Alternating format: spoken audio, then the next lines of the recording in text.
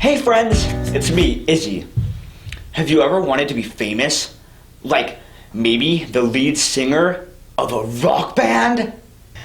Hello, Summerland! Whoa! Can you picture it? A huge crowd of people watching you, cheering for you, chanting, Izzy, Izzy, Izzy, Izzy!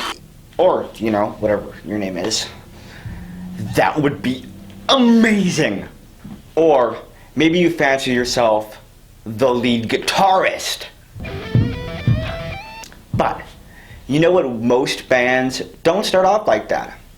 Most bands start off where they practice playing music and show lots of cooperation.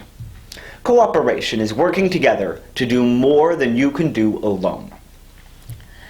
Every member of the band plays an important role. But take one instrument away and it just won't sound the same.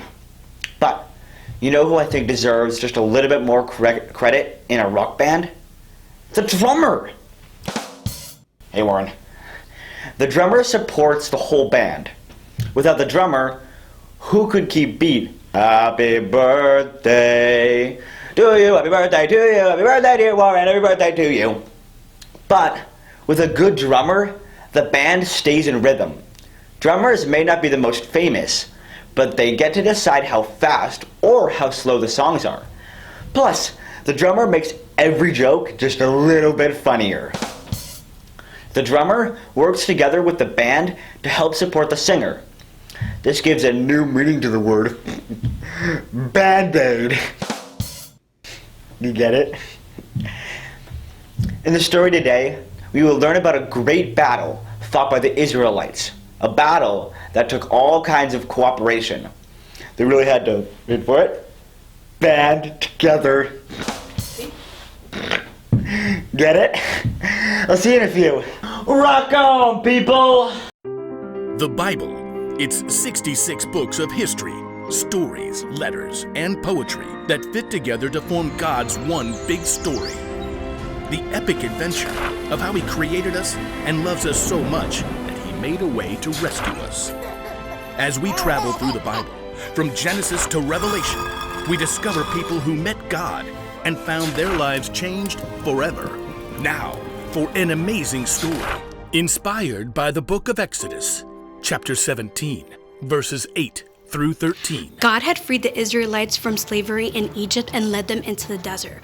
But with no home of their own, the Israelites were still wide open to enemy attack as they traveled. One evening, as Moses walked through the camp, his assistant Joshua raced up. Amalekites! Where? How many? Just a few men right now. They attacked at the rear, where many of the women and children are. But we beat them back. They'll come in full force tomorrow. Moses turned to survey the land around them in the last rays of the setting sun. The whole valley of Rephidim spread out before them. Nearby, a high hill provided a lookout for the whole countryside. We have no army. We'll have to fight. You choose our best men and get ready for battle in the morning. Will you come with us? No. Moses pointed at the hilltop. I'll climb up there and hold up the walking stick that God gave me. Both men looked at a sturdy staff in Moses' hand. It was no ordinary stick. Moses had lifted the staff when God had parted the water of the Red Sea so the Israelites could escape. Yes, sir.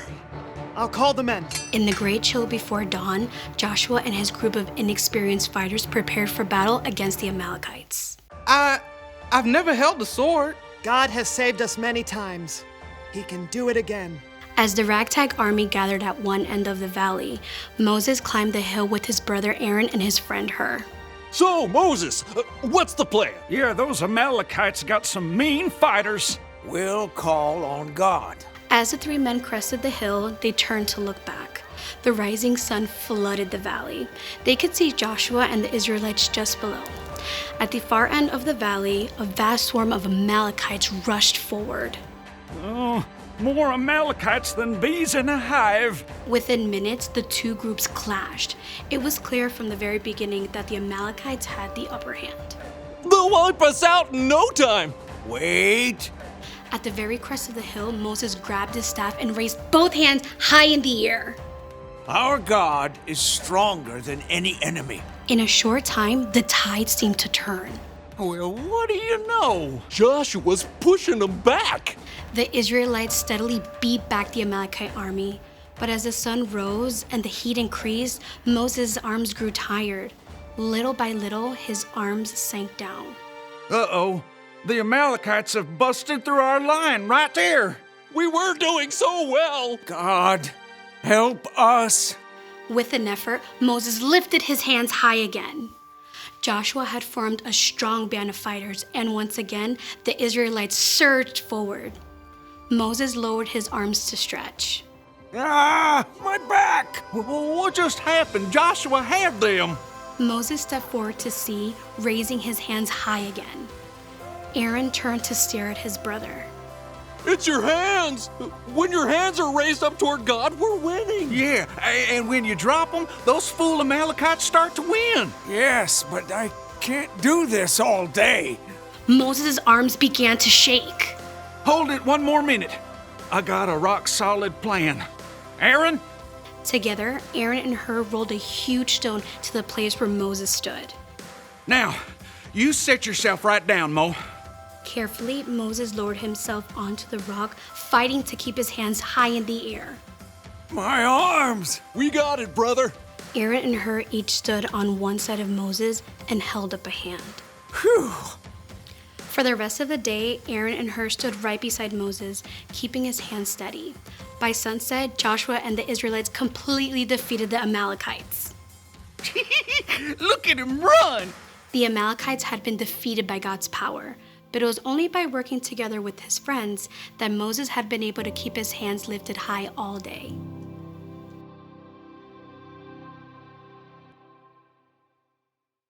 The battle against the Amalekites took loads of cooperation. Aaron and Hur worked together to help Moses. The three of them worked together to help Joshua. And the Israelites and God worked with all of them to do something miraculous. What's cool is that none of those people did what they did to make themselves famous. They were each trying to help someone else succeed. That's something you can do too. You can work together, not because you look good, but because it helps someone else. After all, life isn't always about you. You can work with a friend on their homework, even if it's not your grade. You can help your brother or sister clean up their room, even though you didn't make the mess. If a friend is involved in a sport and you don't play, then maybe you can make signs and posters and go cheer them on. Jesus once said, "In everything, do to others what you would want them to do to you." In other words, you should treat others the way you want to be treated. Here is one way you can do that today. Work together to help someone else succeed. Working together for unselfish reasons is a great way to show someone you love them. What are you waiting for? Go get the band together and hop on the cooperation bandwagon. And don't miss a beat. Wait, it's time to face the music. Wait. See if you can drum up some support.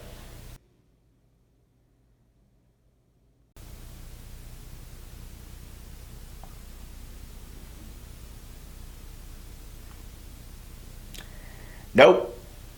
Okay, no support on that one. Thanks, Warren. I'll see you next time.